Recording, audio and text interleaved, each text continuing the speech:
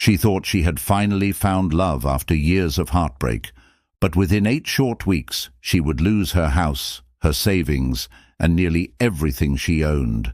This isn't a movie plot. It's a real romance scam that happened right here in the UK. Welcome to ScamWatch UK, the channel dedicated to exposing fraudsters and protecting you.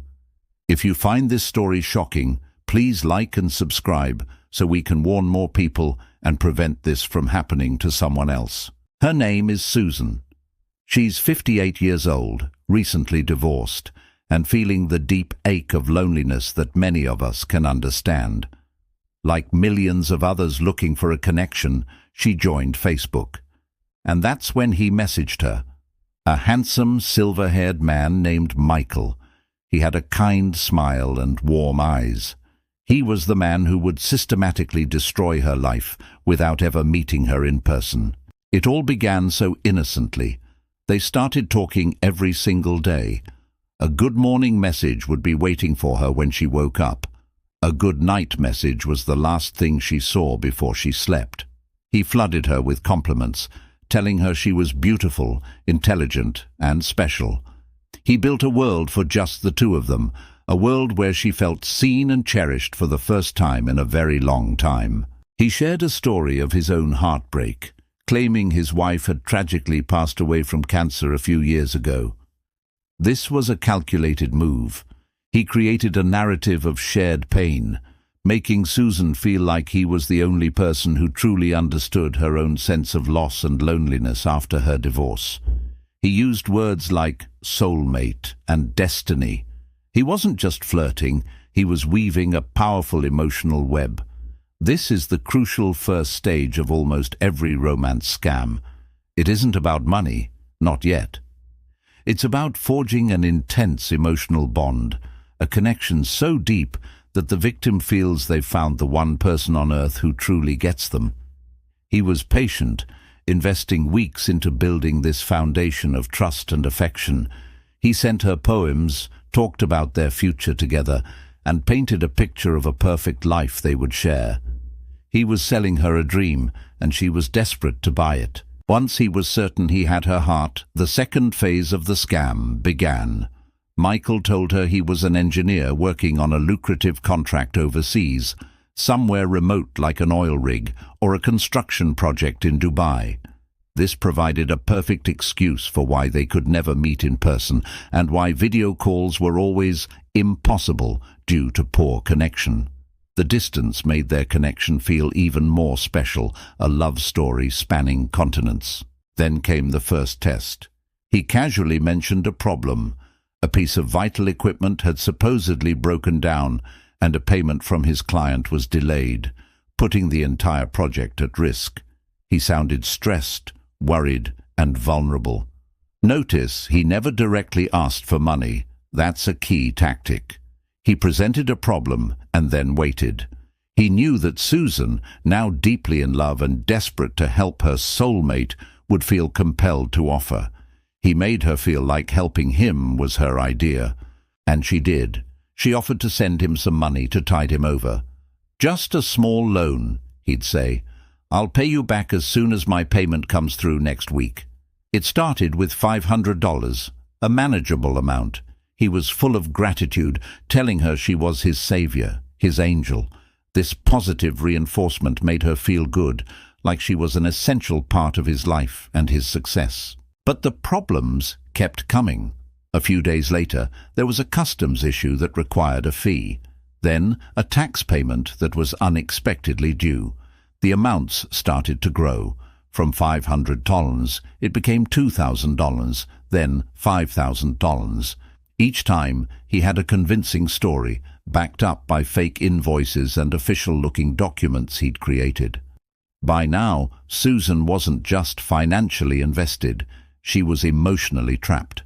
The idea of this perfect future with Michael was so powerful that she couldn't bear the thought of it falling apart. To question him would be to question their entire relationship, to admit that the love she felt might not be real. This is called emotional control. The scammer makes the victim feel that the success of the relationship depends on their financial help.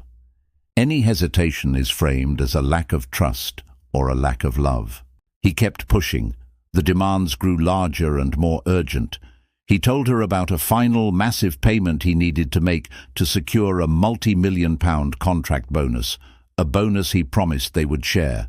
This was the final step to their dream life together. He needed tens of thousands of pounds. Susan had already drained her savings. So, under his guidance and pressure, she did the unthinkable. She remortgaged her house, the home she had worked her whole life for. She transferred the money, bit by bit, to various overseas bank accounts. In total, over 8 weeks, Susan sent him $130,000. Her entire life savings and the equity from her home were all gone. With all her money gone, a seed of doubt finally started to sprout in Susan's mind. She was emotionally exhausted and financially ruined. She told him she had nothing left to give. For the first time, she insisted on a video call. She needed to see his face, to hear his voice in real time, to get some kind of tangible reassurance that he was real. This is where the scammer's story always begins to crumble. He refused. First, he said the internet on the oil rig was too weak. The next day, he claimed his phone's camera was broken. Then, he said he was too stressed and didn't want her to see him looking so worried. Excuse after excuse. The more she pushed, the more agitated and distant he became. The loving, attentive man she knew was replaced by someone who was irritable and evasive. The spell was breaking. And then, one morning, she woke up and he was simply gone. His Facebook profile was deleted. The WhatsApp number he used was disconnected. Complete and total silence. No goodbye. No explanation. Just an empty space where her future used to be. Michael, the man she loved, the man she had sacrificed everything for, had never existed. His photos were stolen from an innocent person's social media profile. His stories were all lies. He was a phantom, a ghost in the machine designed for one purpose, to steal her money. Susan was left with a broken heart, an empty bank account, and a mountain of debt. Susan's story is a devastating but vital warning. Romance scammers are masters of psychological manipulation. They prey on kindness, loneliness, and hope. They can target anyone, regardless of age, gender, or intelligence. So please, listen carefully. If you are talking to someone online who you have never met in person, and they ask you for money for any reason, no matter how convincing or heartbreaking their story is, you must stop. Do not send anything. Do not give them your bank details. The moment money is mentioned, that is your red flag. Take a step back and talk to someone you trust, a friend, a family member, or a colleague. Just saying the situation out loud to another person can help you see it clearly. And please report it. You can report the profile to the social media platform, and you can report the crime to Action Fraud here in the UK. You may feel embarrassed, but you have done nothing wrong. You are the victim of a cruel and calculated crime. Sharing stories like Susan's is our best defense. The more people who know the tactics these scammers use, the fewer victims there will be. Thank you for watching. Please like this video to help it reach a wider audience and subscribe to ScamWatch UK for more real-life scam stories and prevention tips. Stay aware and stay safe.